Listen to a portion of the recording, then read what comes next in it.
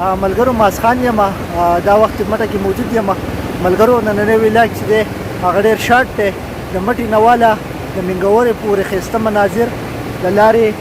ویو به درسره شیر کوم چېرته ځئ مو زما سره اوسئ ویډیو لایک کړئ او شیر کړئ مننه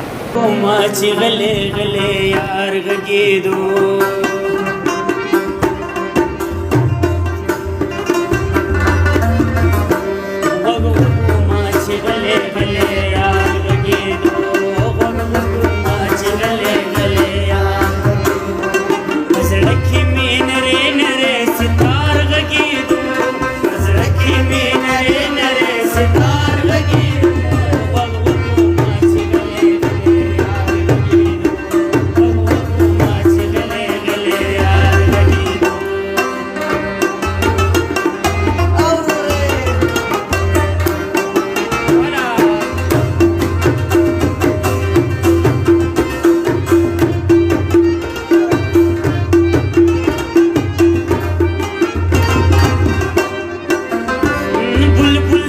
شبنم کی چا رانجور کړي وو رانجور کړي وو بلبل د شبنم کی چا رانجور کړي وو رانجور کړي وو او د ګل سر ورو لکه بیمار لګي د ګل سر ورو لکه بیمار لګي زړه کې مې نره نره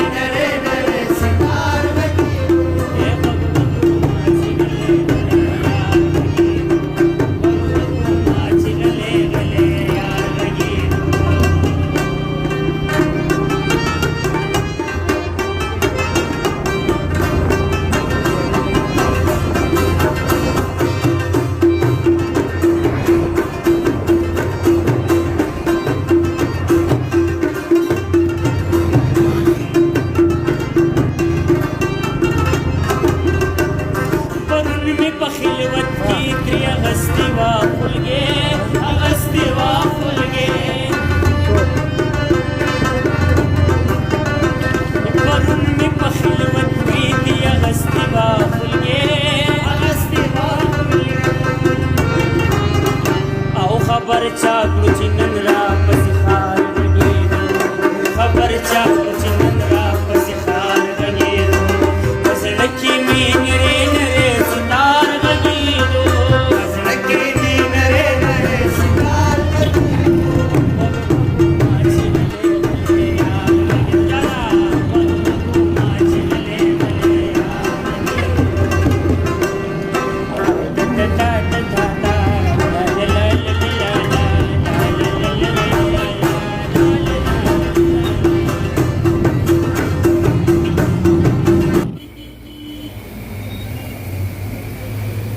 ملګرو څنګه چې موږ تاسو ته د مټې نه واله د منګورې پورې ویلاګ خو دا وخت اوس موږ منګوره کې ناست یو عثمان بھائی را سره ناست دی نور مزید پر عثمان نه یو دوه درې خبرې اورو جی عثمانه